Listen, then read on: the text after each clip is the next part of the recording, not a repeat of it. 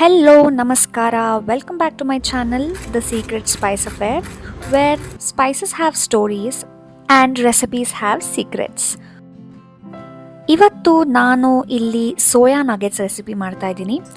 This is amazing kid friendly recipe. ಇದನ್ನು ನಿಮ್ಮ ಮಕ್ಕಳಿಗೆ ಒಂದ್ಸಲಿ ಕೊಟ್ಟರೆ ಖಂಡಿತ ಡೈಲಿ ಮಾಡಿಕೊಡು ಅಂತ ಹೇಳ್ತಾರೆ. And the best part is this is not deep fried and this is air fried. So ಫಸ್ಟಿಗೆ ಸೋಯಾ ಚಂಕ್ಸ್ನ ಬಾಯ್ಲ್ ಮಾಡಿಕೊಂಡು ಅದನ್ನು ಗ್ರೈಂಡ್ ಮಾಡಬೇಕು. ಅದೇ ಥರ ಆಲೂಗೆಡ್ಡೆ ಮತ್ತು ಬಟಾಣಿ ಕೂಡ ಬಾಯ್ಲ್ ಮಾಡಬೇಕು. ಬಟಾಣಿನ ಗ್ರೈಂಡ್ ಮಾಡಿ ಹಾಕಿ ಅದಕ್ಕೆ ಆಲೂಗೆಡ್ಡೆನ ಮಿಕ್ಸ್ ಮಾಡಿ ಒಂದು ಸ್ವಲ್ಪ ಕೊತ್ತಂಬರಿ ಸೊಪ್ಪು ಹಾಕಿ ಮಿಕ್ಸ್ ಮಾಡಬೇಕಾಗತ್ತೆ. ಇವಾಗ ಮಸಾಲೆಗಳನ್ನ ಹಾಕೋಣ. ಉಪ್ಪು, red chilli powder, peri peri masala, coriander powder ಎಲ್ಲ ಹಾಕಿ ಗಟ್ಟಿಯಾದ ಮಿಶ್ರಣ ಮಾಡ್ಕೋಬೇಕಾಗತ್ತೆ. ಸೊ ದಟ್ ನಾವಿಲ್ಲಿ ಒಂದು ನಗೆಟ್ಸ್ ಫಾರ್ಮ್ ಥರ ಮಾಡಬೇಕಾಗತ್ತೆ. ನಿಮಗೆ ಯಾವುದೇ ಶೇಪ್ ಬೇಕಾರೋ ಖಂಡಿತ ಮಾಡ್ಕೋಬೋದು. ನೀವು ರೌಂಡ್ ಆದರೂ ಮಾಡ್ಕೋಬೋದು, ಸ್ಕ್ವೇರ್ ಟೈಪ್ ಆದರೂ ಮಾಡ್ಕೋಬೋದು, ಅಥವಾ ಒಂದು ರೌಂಡ್ ಚಪಾತಿ ಥರ ಮಾಡಿಕೊಂಡು ಕುಕ್ಕಿ ಕಟ್ಟರಿಂದ ನಿಮಗೆ ಯಾವ ಶೇಪ್ ಬೇಕೋ ಆ ಶೇಪ್ನ ಮಾಡ್ಕೋಬೋದು. ನಾನಿಲ್ಲಿ ಈ ಥರ ಸ್ಕ್ವೇರ್ ಥರ ಮಾಡ್ತಾ ಇದ್ದೀನಿ. ಪ್ರಾಪರಾಗಿ ನಗೆಟ್ಸ್ ಥರ ಕಾಣಿಸುತ್ತೆ ಇದು. ಇದೇ ರೆಸಿಪಿಗೆ ನೀವು ಸೋಯಾ ಚಂಕ್ಸ್ ಬೇಡ ಅಂತ ನಿಮ್ಗೆ ಇಷ್ಟ ಇಲ್ಲ ಅಂತಂದರೆ ಪನ್ನೀರ್ ಕೂಡ ಹಾಕೋಬೋದು.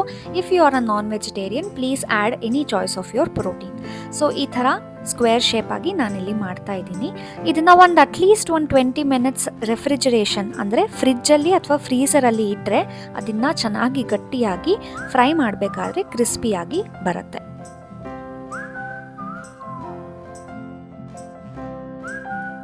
ಇವಾಗ ಎಲ್ಲರೂ ಹೆಲ್ತ್ ಕಾನ್ಷಿಯಸ್ ಆಗ್ತಾ ಇರೋದ್ರಿಂದ ನಾನು ತುಂಬ ಏರ್ ಫ್ರೈಯರ್ ರೆಸಿಪೀಸ್ನ ಹಾಕ್ತಾ ಇದ್ದೀನಿ. ನನ್ನ ಚಾನಲಲ್ಲಿ ಸಪ್ರೇಟಾಗಿ ಪ್ಲೇಲಿಸ್ಟ್ ಕೂಡ ಹಾಕಿದ್ದೀನಿ. ಅದರಲ್ಲಿ ಏರ್ ಫ್ರೈಯರ್ ರೆಸಿಪೀಸ್ ಅಂತ ಇದೆ. ಖಂಡಿತ ಹೋಗಿ ಅದನ್ನು ಚೆಕ್ ಮಾಡಿ, ಯಾಕಂದರೆ ತುಂಬ ರೆಸಿಪೀಸ್ ಹಾಕಿದ್ದೀನಿ. ಅದರಲ್ಲಿ ಬೇಕಿಂಗ್ ಕೂಡ ಹಾಕಿದ್ದೀನಿ. ತುಂಬ ಆಪ್ಷನ್ಸ್ ಇದೆ. ದಯವಿಟ್ಟು ಹೋಗಿ ಚೆಕ್ ಮಾಡಿ, ಲೈಕ್ ಮಾಡಿ, ಶೇರ್ ಮಾಡಿ, ಸಬ್ಸ್ಕ್ರೈಬ್ ಮಾಡಿ, ನನ್ನ ಚಾನಲ್ನ ಸಪೋರ್ಟ್ ಮಾಡಿ. ಸೊ ಈ ಥರ ಎಲ್ಲ ನಗೆಟ್ಸ್ನ ಮಾಡ್ಕೊಂಡ್ಮೇಲೆ ನಾನಿಲ್ಲಿ ಕಾರ್ನ್ಫ್ಲೇಕ್ಸ್ ತೊಗೋತಾ ಇದ್ದೀನಿ. ಈ ಕಾರ್ನ್ಫ್ಲೇಕ್ಸ್ನ ಚೆನ್ನಾಗಿ ಗ್ರೈಂಡ್ ಮಾಡಿ ಪುಡಿ ಮಾಡ್ಕೊಳ್ಳೋಣ. ಇಲ್ಲಿ ನೀವು ಬ್ರೆಡ್ ಕ್ರಮ್ಸ್ ಕೂಡ ತೊಗೋಬೋದು, ಬಟ್ ನಾನಿಲ್ಲಿ ಕಾರ್ನ್ಫ್ಲೇಕ್ಸ್ ತೊಗೋತಾ ಇದ್ದೀನಿ. ಬ್ರೆಡ್ ಕ್ರಮ್ಸ್ ತೊಗೊಳೋದ್ರಿಂದ ಯಾವುದೇ ಥರ ಟೇಸ್ಟ್ ಏನು ಅಷ್ಟೊಂದು ಚೇಂಜ್ ಆಗಲ್ಲ. ಕಾರ್ನ್ಫ್ಲೇಕ್ಸಲ್ಲೂ ಕೂಡ ಅಷ್ಟೊಂದು ಟೇಸ್ಟ್ ಏನು ಡಿಫ್ರೆನ್ಸ್ ಅಂತ ಅನಿಸಲ್ಲ.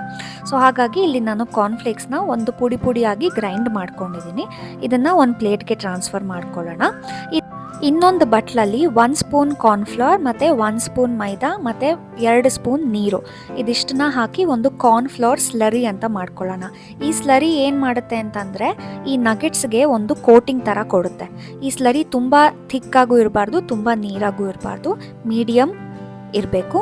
ಸೊ ಈ ಥರ ನೋಡಿ ಕೋಟ್ ಮಾಡ್ತಾ ಇದ್ದೀನಿ. ಈ ಥರ ಕೋಟ್ ಮಾಡಿದ ತಕ್ಷಣ ಕಾರ್ನ್ಫ್ಲೇಕ್ಸ್ ಅಥವಾ ನಿಮಗೆ ಎಷ್ಟಾಗಿದ್ದರೆ ಬ್ರೆಡ್ ಕ್ರಮ್ಸ್ ಅದರಲ್ಲಿ ಈ ಥರ ಕೋಟ್ ಮಾಡಬೇಕಾಗತ್ತೆ. ನೀವು ಈ ಥರ ಕೋಟಿಂಗ್ ಮಾಡಿದಾಗ ಒಳ್ಳೆ ಔಟರ್ ಲೇಯರ್ ಫಾರ್ಮ್ ಆಗುತ್ತೆ. ಈ ಕಾರ್ನ್ಫ್ಲವರ್ ಸ್ಲರಿ ಇಲ್ಲ ಅಂತಂದರೆ ಈ ಥರ ಕಾರ್ನ್ಫ್ಲೇಕ್ಸ್ ಅಥವಾ ಬ್ರೆಡ್ ಕ್ರಮ್ಸ್ ಇದಕ್ಕೆ ಅಂಟ್ಕೊಳ್ಳಲ್ಲ. ಸೊ ನೋಡಿ ಎಷ್ಟು ಚೆನ್ನಾಗಿ ಕಾಣಿಸ್ತಾ ಇದೆ ಇಲ್ಲಿ. ಸೊ ಈ ಥರ ಮಾಡಿದಾಗ ಒಂದು ಪರ್ಫೆಕ್ಟ್ ಕ್ರಿಸ್ಪಿನೆಸ್ ಬರುತ್ತೆ. ಆ್ಯಕ್ಚುಲಿ ಇದನ್ನು ಡೀಪ್ ಫ್ರೈ ಮಾಡಿದ್ರೆ ಇದರದ್ದು ಕ್ರಿಸ್ಪಿನೆಸ್ ಜಾಸ್ತಿ ಆಗುತ್ತೆ. ನಾನಿಲ್ಲಿ ಹೆಲ್ತಿಯರ್ ವರ್ಷನ್ ಆಗಿರೋದ್ರಿಂದ ನಾನಿಲ್ಲಿ ಏರ್ ಫ್ರೈ ಮಾಡ್ತಾ ಇದ್ದೀನಿ, ಸ್ವಲ್ಪ ಎಣ್ಣೆ ಹಾಕಿ. ಸೊ ಈ ಥರ ಎಲ್ಲದನ್ನು ಕಾರ್ನ್ಫ್ಲವರ್ ಸ್ಲರಿಗೆ ಅದ್ದಿ ಕಾರ್ನ್ಫ್ಲೇಕ್ಸ್ಗೆ ಕೋಟ್ ಮಾಡಿ ಇದನ್ನು ನಾನು ಫ್ರೀಸರಲ್ಲಿ ಒಂದು 1/2 ಅವರ್ ಇಟ್ಟಿದ್ದೀನಿ. ನೋಡಿ ಈ ಥರ ಎಲ್ಲದನ್ನು ಮಾಡಿಕೊಂಡು ಫ್ರೀಸರಲ್ಲಿಟ್ಟಾಗ ಇದು ಗಟ್ಟಿಯಾಗಿ ಚೆನ್ನಾಗಿ ಆಗುತ್ತೆ ಆ್ಯಂಡ್ ಯಾವುದೇ ಬಿಟ್ಕೊಳ್ಳಲ್ಲ. ಸ್ಪೆಸಿಫಿಕ್ಕಾಗಿ ನೀವು ಡೀಪ್ ಫ್ರೈ ಮಾಡ್ತೀರಾ ಅಂತಂದಾಗ ಒಳಗಡೆ ನೀವೇನಾದರೂ ಚೀಸ್ ಕೂಡ ಹಾಕ್ಬೋದು, ಆವಾಗ ಆ ಚೀಸ್ ಬಿಟ್ಕೊಳ್ಳಲ್ಲ. ಸೊ ಇದನ್ನು ಫ್ರೀಸರಲ್ಲಿ ಇಟ್ಟು ನಾನು ಇದನ್ನು ತೆಗೆದಿದ್ದೀನಿ. ಇವಾಗ ಏರ್ ಫ್ರೈಯರ್ ತೊಗೊಳ್ಳೋಣ. ಏರ್ ಫ್ರೈಯರ್ ತೊಗೊಂಡು ಇದನ್ನು ಬೇಕಾದರೆ ಪ್ರೀ ಹೀಟ್ ಮಾಡ್ಕೋಬೋದು, ಮಾಡದೇ ಇದ್ರೂ ತೊಂದರೆ ಇಲ್ಲ. ಈ ಥರ ಒಂದು ಸ್ವಲ್ಪ ಎಣ್ಣೆ ತೊಗೊಂಡು ಬೇಕಿಂಗ್ ಪೇಪರ್ ಹಾಕಿ ಅದ್ರ ಮೇಲೆ ಬ್ರಷ್ ಮಾಡಬೇಕಾಗತ್ತೆ. ಈ ಥರ ಒಂದೊಂದಾಗೆ ಇಟ್ಕೊಂಡು ಬಂದು ಇದನ್ನು 200 ಡಿಗ್ರೀಸ್ಗೆ ನಾವು ಬೇಕ್ ಮಾಡೋಣ. ಯಾಕಂದರೆ ಎಲ್ಲ ಪದಾರ್ಥಗಳು ಆಲ್ರೆಡಿ ಬೆಂದಿರೋದ್ರಿಂದ ನಮಗೆ ಆಚೆ ಕಡೆ ಆ ಕ್ರಿಸ್ಪಿ ಲೇಯರ್ ಮಾತ್ರ ಬೇಕಾಗಿದೆ. ಸೊ ಹಾಗಾಗಿ 200 ಡಿಗ್ರೀಸ್ಗೆ ನಾವು ಇದನ್ನು ಬೇಕ್ ಮಾಡಬೇಕಾಗತ್ತೆ ಅಟ್ಲೀಸ್ಟ್ ಫಾರ್ 10 to 12 ಮಿನಿಟ್ಸ್. ಮಧ್ಯದಲ್ಲಿ ಒಂದು 8 ಮಿನಿಟ್ಸ್ ಆದಮೇಲೆ ಇದನ್ನು ತೆಗೆದು ಫ್ಲಿಪ್ ಮಾಡಿ ಮತ್ತೆ ಇನ್ನು 8 ಮಿನಿಟ್ಸ್ ಬೇಕಾದರೆ ಬೇಕ್ ಮಾಡ್ಬೋದು. ನೋಡಿ ಕ್ರಿಸ್ಪಿನೆಸ್ ಹೆಂಗೆ ಬರುತ್ತೆ ಮತ್ತು ಸ್ಲೈಟಾಗಿ ಗೋಲ್ಡನ್ ಕಲರ್ ಆಗಬೇಕು ಅದು. ಸೊ ಈ ಥರ ಒಂದು ಸ್ವಲ್ಪ ಎಣ್ಣೆನ ಬ್ರಷ್ ಮಾಡಿ ಅದಕ್ಕೆ ಹಾಕಿ ಚೆನ್ನಾಗಿ ಆಗುತ್ತೆ. ತುಂಬ ಎಣ್ಣೆ ಹಾಕಬೇಡಿ, ಯಾಕಂದರೆ ಇದು ಹೆಲ್ದಿ ಆಪ್ಷನ್ ಆಗಿರೋದ್ರಿಂದ ಈ ರೆಸಿಪಿ ಕಮ್ಮಿ ಎಣ್ಣೆನಲ್ಲೇ ವರ್ಕ್ ಆಗುತ್ತೆ. ನೋಡಿ ಎಷ್ಟು ಚೆನ್ನಾಗಿ ಬೇಕಾಗಿದೆ ಅಂತ. ಔಟರ್ ಲೇಯರ್ ಎಲ್ಲ ಲೈಟಾಗಿ ಗೋಲ್ಡನ್ ಬ್ರೌನ್ ಆಗಿದೆ. ಬೇಕಾದರೆ ಇನ್ನೂ ಒಂದು 2 ಮಿನಿಟ್ಸ್ ಇಡ್ಬೋದು ನೀವು. ಇದನ್ನು ಯಾವುದೇ ಥರನಾದರೂ ಡಿಪ್ ಜೊತೆ ನೀವು ಹಾಕ್ಬೋದು. ನಾನಿಲ್ಲಿ ಯೋಗರ್ಟ್ ಡಿಪ್ಪಲ್ಲಿ ಮಾಡಿದ್ದೀನಿ.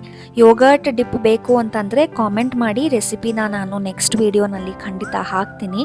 ಸೊ ಇದೇ ಥರ ವೀಡಿಯೋಸ್ಗೆ ನನ್ನ ಚಾನಲ್ನ ಸಪೋರ್ಟ್ ಮಾಡಿ. ನಿಮ್ಮ ಸಪೋರ್ಟ್ ನನಗೆ ತುಂಬ ಇಂಪಾರ್ಟೆಂಟ್ ಆಗುತ್ತೆ. ಈ ಯೋಗರ್ಟ್ ಡಿಪ್ ತುಂಬ ಚೆನ್ನಾಗಿತ್ತು. ಇದಕ್ಕೆ ಪೆರಿ ಪೆರಿ ಪೌಡರ್ ಹಾಕಿದ್ದೆ ನಾನು. ಮತ್ತು ಫೈನಲ್ ಆಗಿ ಗಾರ್ನಿಷ್ಗೋಸ್ಕರ ಇಲ್ಲಿ ಕೊತ್ತಂಬರಿ ಸೊಪ್ಪು ಹಾಗೆ ಒಂದು ಸ್ವಲ್ಪ ಪೆರಿ ಪೆರಿ ಪೌಡರ್ನ ಹಾಕಿದ್ರೆ ನಿಮ್ಮ ಮಕ್ಕಳಿಗೆ ಮತ್ತು ಖಂಡಿತ ದೊಡ್ಡವ್ರಿಗೂ ಕೂಡ ಸಖತ್ ಇಷ್ಟ ಆಗುತ್ತೆ. ಈ ರೆಸಿಪಿನ ಖಂಡಿತ ಟ್ರೈ ಮಾಡಿ. ಟ್ರೈ ಮಾಡಿದ್ಮೇಲೆ ಕಾಮೆಂಟ್ ಮಾಡಿ. ನೀವು ಟ್ರೈ ಮಾಡಿದಾಗ್ಲೇ ನನಗೆ ತುಂಬ ಖುಷಿ ಆಗೋದು. Thanks for watching. The secret Spice affair ಜೊತೆ ಕುಕ್ ಮಾಡಿ, ಸಬ್ಸ್ಕ್ರೈಬ್ ಮಾಡಿ, and keep the spice alive. See you in my next video.